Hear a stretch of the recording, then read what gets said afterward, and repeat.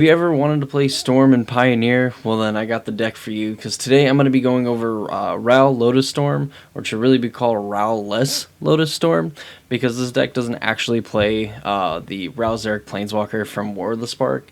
There are some versions that do, and some that did, but there's a few better win conditions that we can go over. So what is the point of Ral Lotus Storm? So basically there's this card called Lotus Field, and it tries to be fair by making you sacrifice 2 lands when it comes into play, and then tapping to add 3 mana of any one color to your mana pool. The only problem with that is that just one of them, the fact that the land adds 3 mana of any one color on its own is totally fine, even with having to sack 2 lands, because on turn 3 this deck can go off and win the game. So essentially what you're looking for is obviously Lotus Field. You have some number of cards like Hidden Strings and Pour Over Pages and Vizier of Tumbling Sands. These cards let you untap a permanent, like when you cycle Vizier, it lets you untap a permanent. Hidden Strings, you may tap or untap target permanent, then you may tap or untap another target permanent. And it has Cipher, but most of the time that's not going to be relevant because you're not going to have a creature to cipher it onto. And then Pour Over Pages, draw 3, untap up to 2 lands, and then discard a card. All these effects, untapping your lands, obviously lets you net mana. So in theory, a turn 3, you could go off on turn 2 if you Arboreal Grazer on 1, put a land into play. So you say you play Botanical Sanctum and a Breeding Pool. You float a blue and a green. You play Lotus Field. Enters the battlefield tapped. You sacrifice your Botanical Sanctum and Breeding Pool.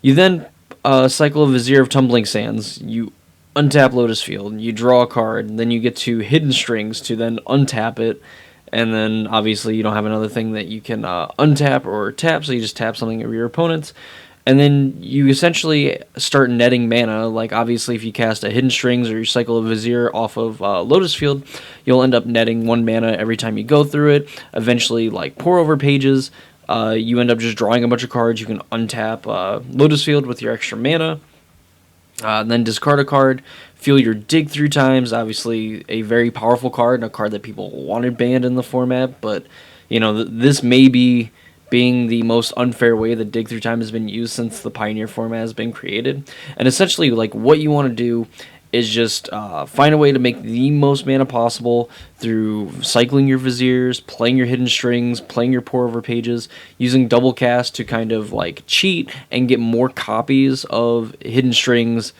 and Pour Over Pages, even going as far as like doubling up on like Strategic Plannings and like Growth Spirals, or even Dig Through Times are very powerful.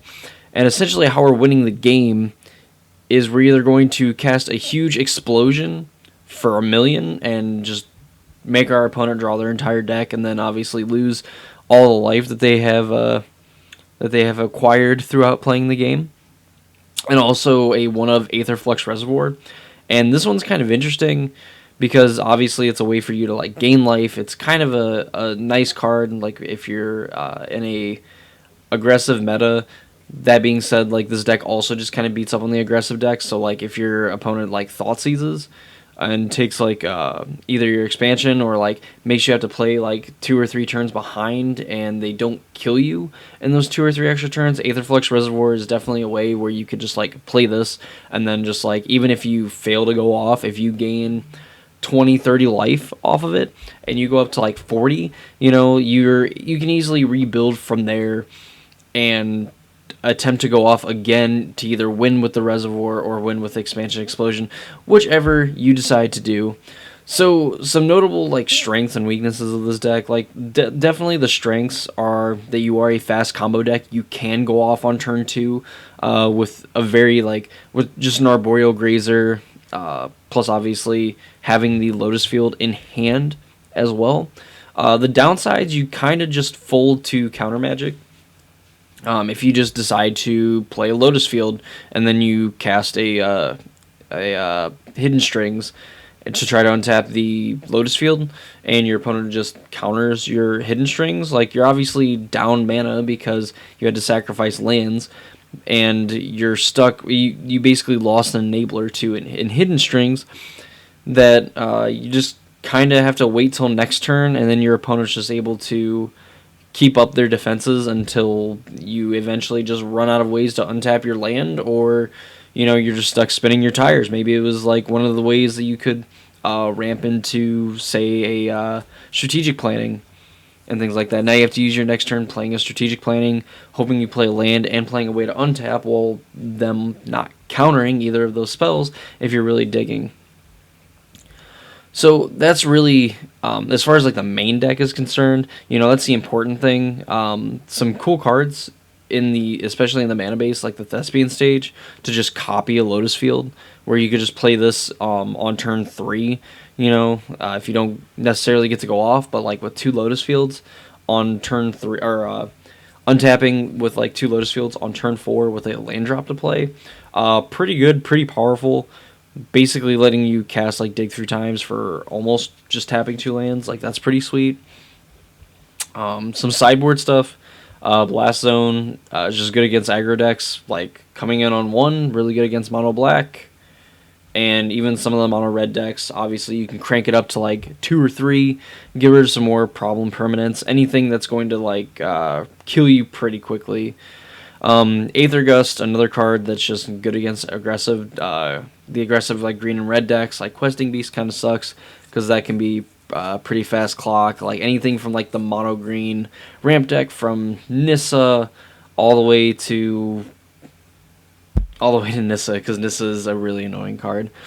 Return to Nature is just a very versatile, like destroys artifacts, enchantments, exiles a card from a graveyard. Can really get rid of Leyline. If your opponent's running a Leyline of Sanctity, like this gets rid of it. Really anything that kind of stops you from casting multiple spells on a turn, or things that makes it hard for you to win with your win conditions, this card comes in just because it is that catch-all answer. We said we hated counterspells. We technically have a 1 mana leak in Mystical Dispute. And this card comes in, obviously, against the control matchups. So does Shifting Ceratops, but I think the more important one is Mystical Dispute, because it allows you to maintain your identity as a combo deck while also having counterspells that aren't necessarily dead, because cards like Narset are really annoying. Cards like Teferi are also really annoying. And so just having an answer to like play Mystical Dispute to like counter their thing and then untap, combo off, and kill them is generally good enough. And going back to like the Shifting Ceratops too, like if you're just not able to combo off through things, like the fact that like can't be countered, pro blue, can't get bounced with Azorius Charm. Obviously, like it still gets swept away by like Supreme Verdict and Settle the Wreckage, but nonetheless, still a very, very good, very powerful card to be playing in this sort of deck, where you can kind of ramp into it and just kill your opponent with this card if you're not able to kill them with a combo. And that's going to wrap it up for probably the sweetest combo deck that we've seen in Pioneer so far. Some of the other like combo decks that have been in the format are I would say pretty janky. Like the Possibility Storm deck does something really cool and really powerful, but at the same time, like it's very slow. It's definitely like a turn 6, turn 7 like combo deck. You could ramp up to it and play it on and win on like turn 4, turn 5, but you're more likely to like go off with this deck on turn 2 or turn 3 than you are to go off on like turn 4 or turn 5 in the Possibility Storm deck, which is why I think this is the preferred combo deck of the format. If you want to win and play a combo deck in Pioneer, like this is the one that I would go to.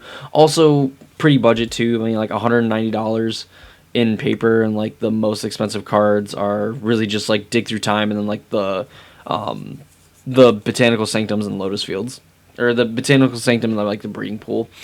But Breeding Pool still being a card that's in standard, like picking it up's not going to be bad. Botanical Sanctum is just a really good land, honestly, to have. Because there's a lot of good like green and blue decks in the format, and Botanical Sanctum obviously makes those decks a little bit more consistent with a land that comes into play untapped like 95% of the time, or at least on the important turns that you want to come into play untapped. So yeah, that's going to be it for Ral-less Lotus Storm. I really don't understand why they still call it Ral Lotus Storm. But it's a sweet deck. I played against it, played with it, a lot of fun. Totally recommend it, especially if you're trying to get in the format, because it's a cheap, powerful deck that you can play and get into the format. As always, if you enjoy watching my videos, consider subscribing to my YouTube channel. I'm posting videos just about every day on various content from Modern and Pioneer mainly. We dip into Standard, especially with the Theros Beyond Death spoilers that are coming out, and I'll be going over a few more cards as we get closer to the end of spoiler season on cards I think that can make an impact on constructed Magic's formats. Follow me on Twitter because I tweet anytime I post a video, anytime that I go live on Twitch. And even speaking of Twitch, you can also follow my Twitch channel, which I have linked in the description of this video, just to, I hang out a lot there, do a lot of streaming, or try to do a lot of streaming, at least probably between 3 to 5 times a week. We play a lot of just like video games and stuff like that. I do tend to do some Magic stuff, like streaming a lot of Arena, getting into MTGO, trying to find mana traders type things where I can rent decks and stuff like that and just play different decks on stream, which can be a lot of fun because I love playing Modern, I love playing Pioneer, and I would love to share that experience with you guys. But that's going to do it for me. I'm glad that you guys stopped and watched the video. I hope you guys have a great rest of your day, and I'll see you in the next